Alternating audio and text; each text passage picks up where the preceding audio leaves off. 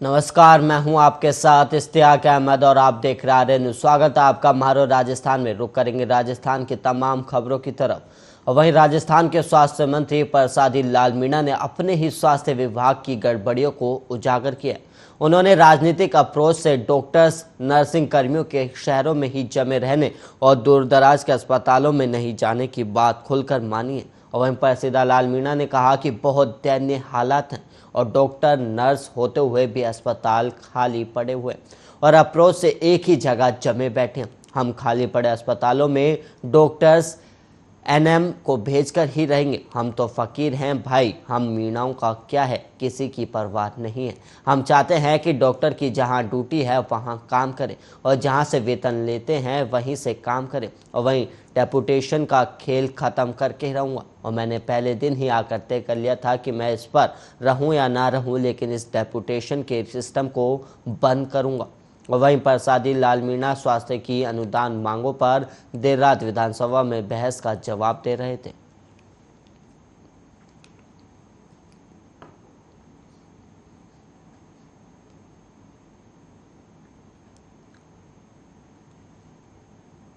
कटारिया जी भी कह रहे थे कि हम नहीं कर सके, करेंगे। हम तो फकीर है भाई, हमारे क्या है मीणों की। कोई सीएमएचओ, कोई ब्लॉक सीएमएचओ, संभागीय अधिकारी, सरकार की बिना जानकारी के किसी भी मेडिकल ऑफिसर का, एएनएम जीएनएम का अगर कोई डेपुटेशन करेगा अपनी मर्जी से, उसको 16 की चार्जशीट दी जाए। मैंने सीएससी भी देखी है जहाँ एक भी डॉक्टर नहीं है। 6 सीएससी ऐसी है जहाँ एक भी डॉक्टर नहीं है। 200 पीएससी ऐसी जहाँ एक भी डॉक्टर नहीं है। और हमारे यहाँ सरप्लस बैठे, कोई काम ही नहीं है। तो बहुत बड़ी चिंता की है ना। राजस्थान की पूर्व मुख्यमंत्री वसुंधरा राजे झालवाड़ा के दौरे पर हैं और वसुंधरा राजे ने 4 राज्यों में बीजेपी को मिली भारी जीत पर खुशी जताई है। और पूर्व सीएम ने कहा कि विजय पताका के रूप में लहरा रहा बीजेपी का ये परचम प्रधानमंत्री मोदी और अध्यक्ष जेपी नड्डा के करिश्माई नेतृत्व का कमाल है और ये जीत हमारे कार्यकर्ताओं और पदाधिकारियों के कठिन परिश्रम और लोगों के विश्वास की जीत है। और उन्होंने आगे कहा कि आने वाले समय में भारतीय जनता पार्टी गुजरात, हिमाचल प्रदेश और कर्नाटक चुनाव जीतेगी। फिर राजस्थान, मध्य प्रदेश और छत्तीसगढ़ में भी बीजेपी का विजय रथ इसी गति से लगातार दौड़ेगा। और मैं केंद्रीय नेतृत्व सहित समस्त कार्यकर्ताओं को बधाई देती हूँ। और पूर्व सीएम वसुंधरा राजे ने यह भी कहा कि देश प्रदेश के समग्र विकास को समर्पित डबल इंजन की सरकार चुनने के लिए यूपी की जनता और हमारे परिश्रमी कार्यकर्ताओं का हार्दिक आभार विश्वस्त हूँ कि उत्तर प्रदेश का विकास रथ उसी प्रचंड गति से आगे बढ़ता रहेगा। और उन्होंने कहा कि उत्तर प्रदेश विधानसभा चुनाव में भारतीय जनता पार्टी की प्रचंड बहुमत से विजय की हार्दिक शुभकामनाएं। और ये जीत पिछले 5 सालों में मुख्यमंत्री योगी आदित्यनाथ द्वारा कराए गए विकास कार्यों और नरेंद्र मोदी की सरकार के दृढ़ संकल्प शक्ति का सुखद परिणाम है।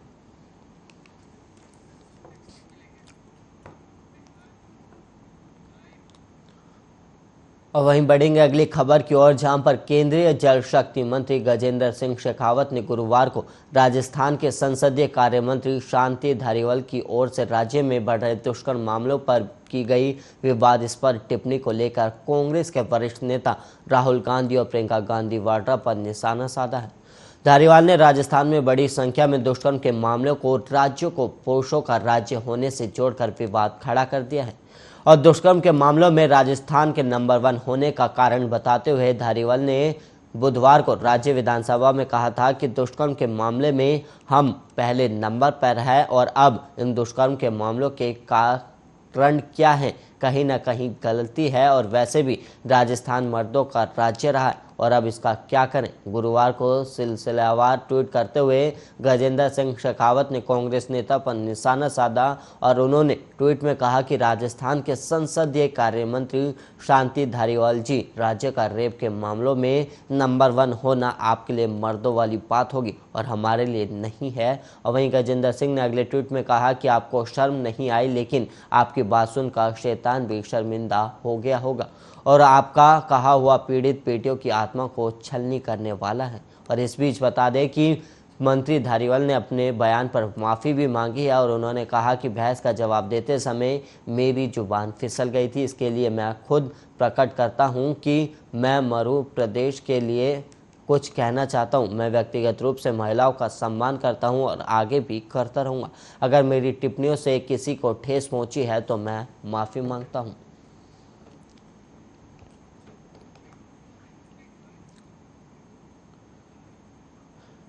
जयपुर पुलिस ने कंपनी कल्चर वाली चोर गैंग पकड़ी और गिरोह का सरगना बदमाशों को रोज एक चोरी की टारगेट देता था और टारगेट पूरा करने पर कॉरपोरेट कल्चर की तरह इंसेंटिव भी देता था।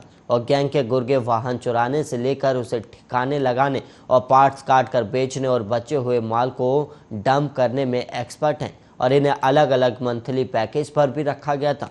और शास्त्री नगर थाना पुलिस ने गिरोह के 10 बदमाशों को पकड़ा है और इनके पास से कबाड़ में तब्दील हो चुकी bike, scooty, battery, e rickshaw सहित दर्जनों वाहन बरामद हुए और पुलिस के मुताबिक अब तक ये गैंग करोड़ों के व्हीकल कबाड़ में बेच चुकी है।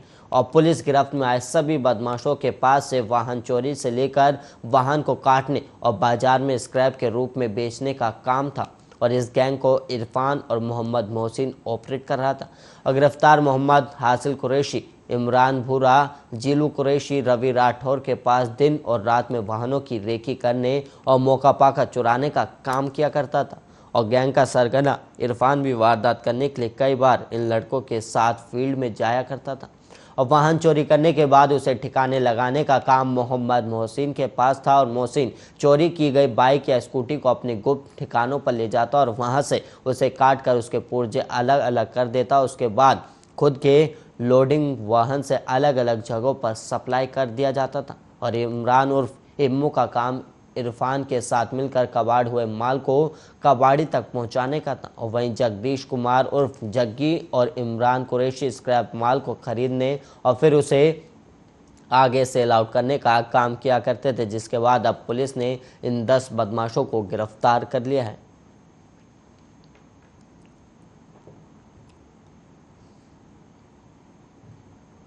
दो जो आरोपी है इरफान और मोहसिन, इन दोनों की एक जॉइंट वेंचर में इन्होंने एक गैंग खड़ी की है, जिसमें इन्होंने कुछ लोगों को तो दिहाड़ी पर चोरी करने के लिए रखा, जो हर रोज जाके वाहन चोरी करके लाते।